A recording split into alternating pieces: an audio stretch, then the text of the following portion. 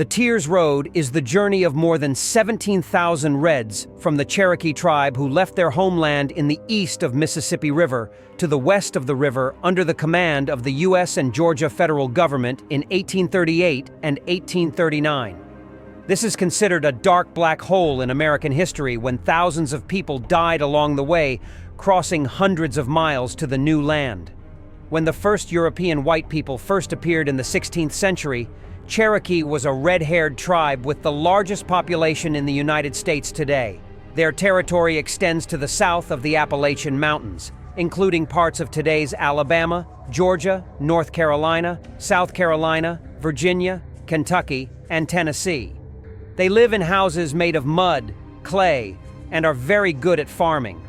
This red-haired tribe is quite diverse and accepts new cultures from the West, but still retains the traditional features of the tribe. It can be said that life in the territory of Cherokee people is quite prosperous and civilized. However, by the beginning of the 17th century, the territory of Cherokee people had decreased by 90% due to the occupation of the whites and only a small part of the Georgia state, located in Alabama and Tennessee. The plague and epidemic of plague destroyed this tribe. The population decreased from 200,000 to only 25,000 in just 100 years. Those who survived understood that they needed to compromise with the lives of white people to survive. The tribe accepted the Constitution, built schools, courts, and even incorporated the fashion style of white people. They also began to use African slaves to protect their land. In 1822, the Georgian state government proposed a price of $30,000 to buy the land of the tribe, but was rejected. At this time, Cherokee people intended to restore their tribe as an independent country. In 1827, the Cherokee tribe passed the first constitution. The first election took place a year later. However, the Georgia state did not recognize their sovereignty. The Georgia government ordered the occupation of land and many other restrictions on this red race. In the eyes of the white people, the red people in general, and the Cherokee tribe in particular, are always royal and dark. They are also considered aliens who have occupied the land that the white people are eager for.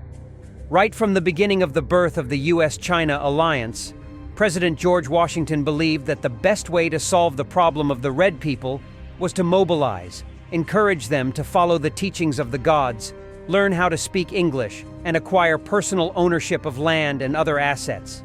Many tribes, such as Choctaw, Chickasaw, Seminole, Creek, and Cherokee, adopted these laws and became 5 civilized tribes. However, the land of the Red Riding Hood is very valuable. Moreover, the increase in population in the provinces increasingly boosts the ambition of the White Riding Hood, and they begin to dig into the fertile land of the Red Riding Hood, eager to make a living by planting cotton on those lands, increasingly pushing the White Riding Hood from all means to get it. They have eaten burning and destroying houses, towns of Reds, and naturally occupying unsuitable lands. To the surprise, the state government still has no legal right to expel Cherokees from the South. But everything started to change since Andrew Jackson appointed the U.S. president and declared that these tribes needed to be lost between the modern civilization and the more elite tribes. Although before that, his new president and soldiers were 600 Cherokee and other tribes supporting the struggle between the federal and the soldiers of the Greek tribe in the war in 1814. Under the protection of the new president, the Georgia MPs came to the Congress to discuss the removal of the Reds in order to push 5 large civilized tribes in the South to the western territory of the Mississippi River. In May 1830, the bill was passed, and then President Andrew Jackson approved the bill. Accordingly, the Reds had to take back their land. In turn, they were granted areas that had not been exploited in the western Mississippi River. This bill caused a fierce dispute and aroused extreme opposition from many scholars, politicians, and Reds. A series of trials broke out between the Red Army and Georgia. John Ross, one of the heads of the Cherokee tribe, appealed to the U.S. Supreme Court, and they won. Despite this, the result was still ineffective. The dispute continued to occur. President Andrew Jackson refused to take the challenge and continued to hold a rally. Meanwhile, the southern states still did not give up their land. Cherokee people did not give up their land. However, a small group in the tribe believed that the conquest of the white people was something to be remembered. Therefore, the only way to preserve Cherokee culture and maintain the existence of the tribe was to move west. In December 1835, when King Rose was absent, a small group of red-skinned tribes signed a treaty in New Akuta. Cherokee tribe agreed to lend the entire land of the tribe to the U.S. government to exchange for $5 million and the new land in the west. Up to 90% of Cherokee people opposed the deal. The next day, General Ross sent a petition to the Supreme Court, but was rejected.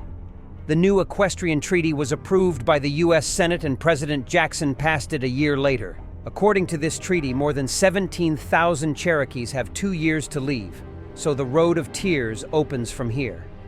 In early 1838, when only 2,000 Cherokees moved to the west, the current president was Martin Van Buren, ordered to push for the evacuation. In May 1838, the first siege began on Cherokee territory. Nearly 7,000 federal soldiers armed with guns and cannons were sent to the Cherokee camp, arrested, and forced to leave the residential area. The Reds were returned to the small camps without any supplies. Not only that, they were not allowed to collect supplies or prepare their weapons, food, supplies for the journey, and had to leave immediately. Their homes were quickly robbed and destroyed. In just a few weeks, about 17,000 people were deported to the concentration camps. Here, Cherokee people are not provided with drugs as well as full food and are starving to the point of having to eat a tree. The weather conditions are extremely hot. They have to walk hundreds of kilometers on foot in the cold and rain, being taken on a boat across the rivers of the states of Tennessee, Ohio, Mississippi, and Arkansas. Even the elderly had to carry huge bags, with 13 deaths on each road. The Federal Army was so cruel that it killed all the children just because of carrying them too heavy. Many people were shot and left behind along the way. Before the destruction of the Federal Army, Commander Ross sent a request to self-register for the evacuation of the tribe. The final request was accepted, although the Federal Army was still there to promote the evacuation process and ensure the tribe's completion of the mission. To begin the evacuation, Commander Ross divided the Cherokee tribe into 16 small groups and moved them one by one. At the end of the summer of 1838, the first group of people to be free to move to the west, the last group to leave the camp was in December of that year. The weather was hot, diseases were rampant, the lack of food had stolen the lives of many people, especially the elderly and children. More than 4,000 people died on the road. However, with strong willpower, they continued the journey through hills, mountains, dangerous rivers under the cold winter weather, walking along the road for more than 1,300 kilometers. By March 1839, the last group of people had moved to the new land. 3 months later, after completing the journey to the west, some leaders supporting the Akota Agreement were assassinated by members of the LAC's resistance. Although the journey ended, the difficulties were still in sight. The Reds had to rebuild a completely new life on a strange land. After many years under the leadership of the leader of the red-haired community, Cherokee was built and transformed into one of the largest in the North American, with a current population of about 317,000 people. They have established businesses, established schools, and published newspapers in their own words. Although the government promised that it would never invade the new territory of Cherokee people, the western wave of the white people gradually erased the territory of the red people, and this place has become Oklahoma today. While the white people believe that this defeat is the will of God, and the United States must be a territory that extends from the Atlantic to the Pacific Ocean. However, for the Reds, this is the journey of tears and death from the summer of 1838 to the spring of 1839. For many other Red tribes, the Road of Tears also reflects a part of their history.